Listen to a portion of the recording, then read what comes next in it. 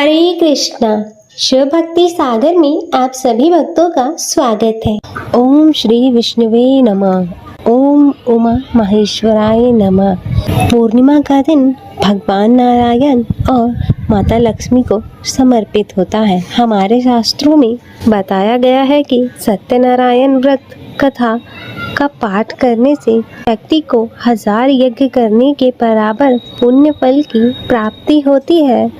सत्यनारायण भगवान व्रत कथा में भगवान विष्णु के सत्य स्वरूप के बारे में बताया गया है। इस व्रत का पाठ करने से घर में सुख समृद्धि का वास होता है और भगवान विष्णु की कृपा हमेशा बनी रहती है। प्रिय भक्तों, हमारे शास्त्रों के अनुसार हर महीने पड़ने वाली पूर्णिमा के दिन श्री सत्यनारायण भगवान की पूजा करवाना बहुत ही शुभ माना जाता है। इससे भगवान श्री हरि विष्णु और माता लक्ष्मी की कृपा सदैव बनी रहती है। तो आज हम इस वीडियो में पूर्णिमा के अवसर पर श्री सत्यनारायण भगवान की संपूर्ण व्रत कथा श्रवण करेंगे। तो आप सभी भक्तजन बड़ी ही श्रद्धा, ध्यान पूर्वक और प्रसन्न चित्त मन से भगवान श्री हरि विष्णु जी के चरण कमलों का ध्यान करते हुए इस कथा को श्रवण कीजिएगा। तो सभी प्रेम से बोलिए श्री सत्यनारायण भगवान की जय। सर्व देवी देवताओं की जय। एक बार नैमिषारण्य में तपस्या करते हुए शौनकाद ऋषियों ने सूत जी से पूछा कि जिसके करने से मनुष्य को मनोवांछित फल प्राप्त कर सकता है, ऐसा व्रत या तप कौन सा है। तब सूत जी ने कहा कि एक बार श्री नारद जी ने भी श्री विष्णु भगवान से ऐसा ही प्रश्न किया था। तब श्री विष्णु भगवान ने उनके सामने जिस व्रत का वर्णन किया था वही मैं आपसे कहता हूँ। प्राचीन काल में काशीपुरी में एक अति निर्धन और दरिद्र ब्राह्मण रहता था। वह भूख प्यास से व्याकुल हो भटकता फिरता था। एक दिन उसकी दशा से व्यथित होकर भगवान विष्णु बूढ़े ब्राह्मण के रूप में प्रकट होकर भगवान को सत्यनारायण व्रत का विस्तार पूर्वक विधान बतलाया और अंतर ध्यान हो गई। तब ब्राह्मण अपने मन में श्री सत्यनारायण व्रत करने का निश्चय करके घर लौट आया और इसी चिंता में उसे रात भर नींद नहीं आई और सवेरा होते ही वह सत्यनारायण व्रत का संकल्प करके भिक्षा मांगने के लिए चल दिया। और उस दिन उसे थोड़े ही परिश्रम में बहुत अधिक धन धान्य भिक्षा में प्राप्त हो गई और सायंकाल वह घर पहुंचकर उसने बड़ी ही श्रद्धा के साथ श्री सत्यनारायण भगवान का विधि पूर्वक पूजन किया और भगवान सत्यदेव की कृपा से वह थोड़े ही दिनों में धनवान हो गया। और जब तक वह जीवित रहा तब तक महीने के महीने श्री सत्यनारायण का व्रत पूजन किया करता था। और वह ब्राह्मण देह छोड़ने के बाद विष्णु लोक को गया। तब सूत जी पुनः बोले कि एक दिन ब्राह्मण अपने बंधु बांधवों के साथ बैठे ध्यान मग्न हो श्री सत्यदेव की कथा को सुन रहा था। तभी भूख प्यास से व्याकुल होकर एक लकड़हारा वहां जा पहुंचा और वह भी भूख प्यास भूलकर कथा सुनने बैठ गया। और कथा की समाप्ति पर उसने प्रसाद ग्रहण किया, जल पिया। फिर उसने ब्राह्मण से इस कथा के बारे में पूछा तो उसने बताया कि यह सत्यनारायण जी का व्रत है जो मनोवांछित फल को देने वाला है। पहले मैं बहुत दरिद्र था और इस व्रत के प्रभाव से मुझे यह सब वैभव प्राप्त हुआ है। तब यह सुनकर लकड़हारा बहुत ही प्रसन्न हुआ और मन ही मन श्री सत्यनारायण व्रत के पूजन का निश्चय करता हुआ लकड़ी बेचने के लिए बाजार की ओर चल पड़ा। और उस दिन लकड़हारे को लकड़ियों के दुगना दाम मिले और उन्हीं पैसों से उसने केले, दूध, दही आदि पूजन की तमाम सामग्रियां खरीद ली और घर की ओर चल दिया। और घर पहुंचकर उसने अपने कुटुंबियों और पड़ोसियों को बुलाकर विधि पूर्वक सत्यनारायण का पूजन किया और सत्यनारायण की कृपा से वह भी थोड़े दिनों में संपन्न हो गया। तब सूत जी ने कहा कि प्राचीन काल में उल्कामुख नामक एक राजा था। वह और उसकी रानी दोनों बड़े धर्मनिष्ठ थे। एक समय राजा और रानी भद्रशिला नदी के किनारे श्री सत्यनारायण की कथा सुन रहे थे। एक बनिया भी वहां आ पहुंचा। उसने रत्नों से भरी अपनी नौका को एक किनारे पर लगा दिया और स्वयं पूजा की जगह पर गया और वहां का चमत्कार देख उसने राजा को इसके बारे में पूछा। तब राजा ने बताया कि हम विष्णु भगवान का पूजन कर रहे हैं और यह व्रत सभी मनोकामनाओं को पूर्ण करने वाला है। तब राजा के ऐसे वचन सुन और प्रसाद पा बनिया अपने घर को चल दिया और घर पहुंचकर उसने अपनी पत्नी से व्रत का सब वृतांत कहा और संकल्प किया कि मैं भी संतान होने पर यह व्रत करूंगा। और उसकी पत्नी का नाम लीलावती था और सत्यदेव की कृपा से वह कुछ दिनों बाद गर्भवती हो गई और पूरे 10 महीने के बाद उसने एक कन्या को जन्म दिया। कन्या का नाम कलावती रखा गया। वह चंद्रमा की कलाओं के समान नित्य प्रतिदिन बढ़ने लगी और एक दिन अवसर पाकर लीलावती ने अपने पति को सत्यदेव का व्रत करने की बात याद दिलाई। तो उसने कहा कि मैं यह व्रत कन्या के विवाह में करूंगा और यह कहकर बनिया अपने कारोबार में लग गया। और जब उसकी कन्या विवाह योग्य हो गई तो उसने अपने दूतों द्वारा खोज कराकर कंचनपुर नगर में एक बनिए के सुंदर सुशील और गुणवान बालक के साथ विवाह कर दिया। फिर भी बनिए ने सत्यनारायण का व्रत नहीं किया और इससे श्री सत्यनारायण अप्रसन्न हो गए और कुछ दिनों बाद बनिया अपने दामाद को लेकर समुद्र के किनारे रत्नसारपुर में व्यापार करने लगा। एक दिन रत्नसारपुर के राजा चंद्रकेतु के खजाने से चोरों ने कुछ धन चुरा लिया। तब राजा के सिपाही चोरों का पीछा कर रहे थे। चोरों ने जब देखा कि राजा के सिपाहियों से बचना कठिन है, तब उन्होंने राजकोष से चुराए हुए बहुत से धन को एक जगह फेंक दिया और स्वयं भाग गए। और वही बनिए का डेरा था और सिपाही चोरों को ढूंढते हुए उसी जगह पहुंच गए और उन्होंने दोनों बनियों को चोर समझकर पकड़ लिया। तब राजा ने दोनों बनियों को जेल में डालने का आदेश दिया और उनका धन कोष में जमा कर दिया। और यहाँ श्री सत्यदेव के कोप से लीलावती और कलावती के बड़े दुख से दिन काट रही थी। एक दिन कलावती भूख प्यास से बहुत ही व्याकुल होकर एक मंदिर में चली गई। वहाँ श्री सत्यनारायण की कथा हो रही थी और वहीं बैठकर उसने कथा सुनी और प्रसाद लेकर रात होने पर घर पहुंची। तब माता की देरी का कारण पूछने पर उसने सब बात कह दी।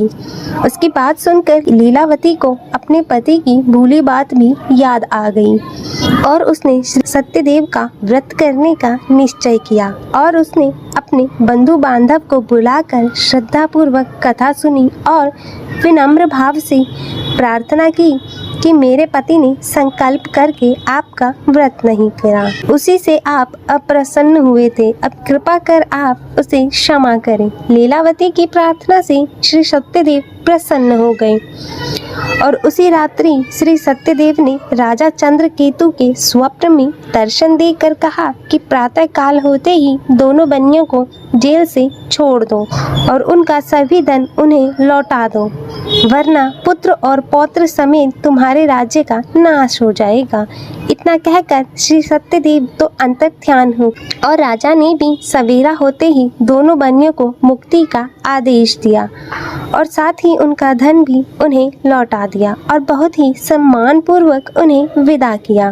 तब दोनों बनिए आनंदित हो गए और अपनी नौका लेकर घर की ओर चल पड़े। तब श्री सत्यनारायण भगवान सन्यासी के वेश में उनके समीप आए और बोले कि तुम्हारी नौका में क्या है। तब बनिए ने हंसते हुए उत्तर दिया कि नौका में लता पत्रों के सिवाय कुछ भी नहीं है। यह सुनकर दंडी स्वामी ने कहा कि तुम्हारा वचन सत्य हो। तब स्वामी के चले जाने पर बनिए ने देखा कि नौका हल्की होकर ऊपर को उठ रही है। उसे बड़ा कौतूहल हुआ और उसने जैसे ही देखा कि बेहोश होकर गिर पड़ा।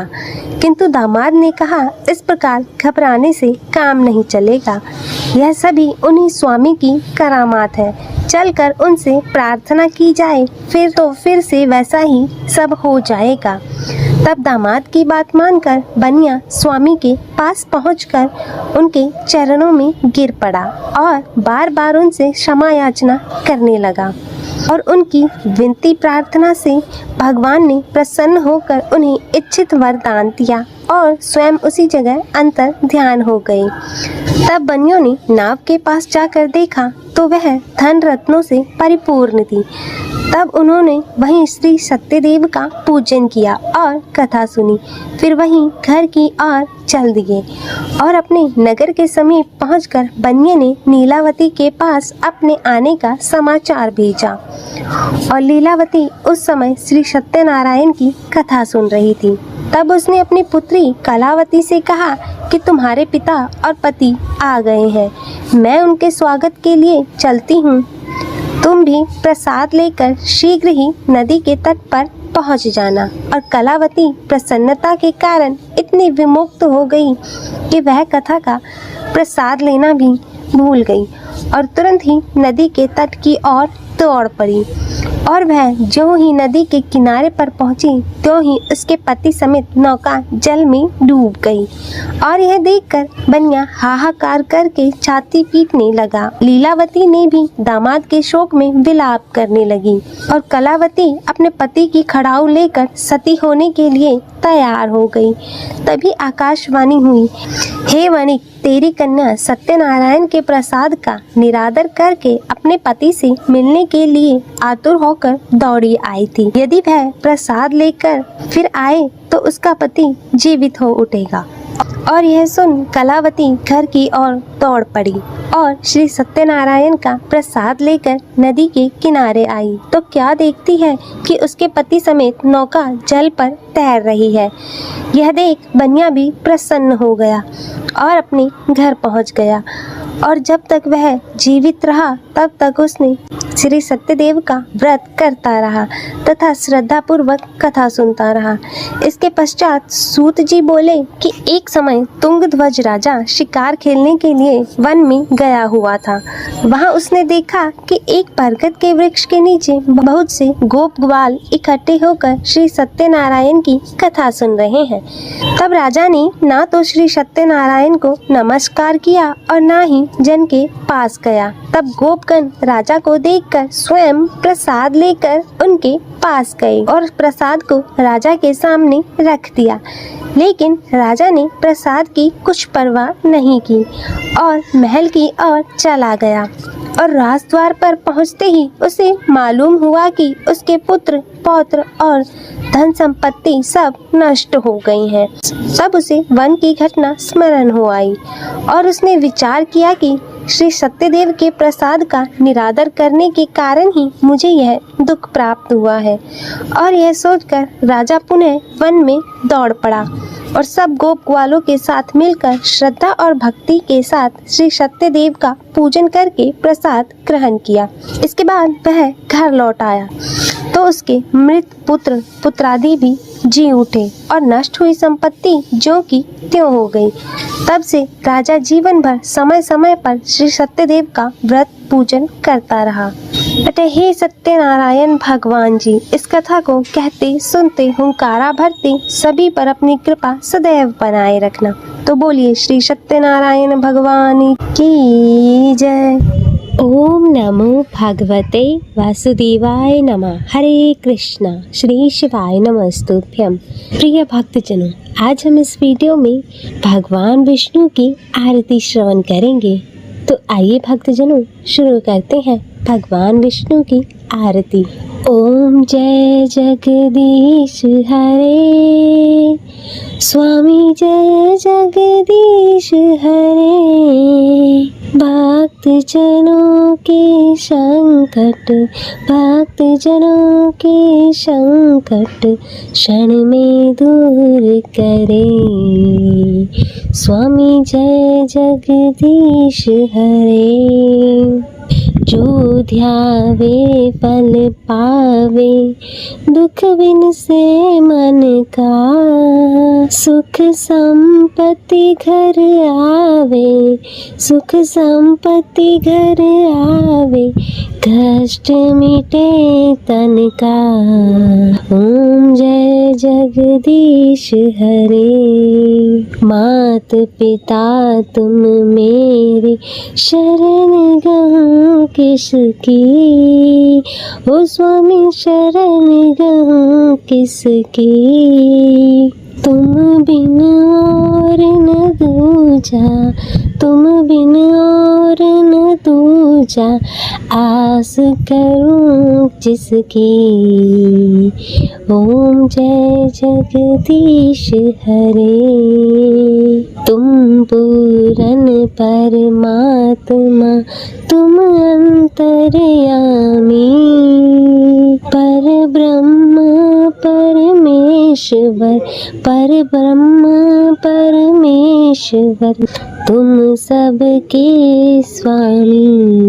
ओम जय जगदीश हरे।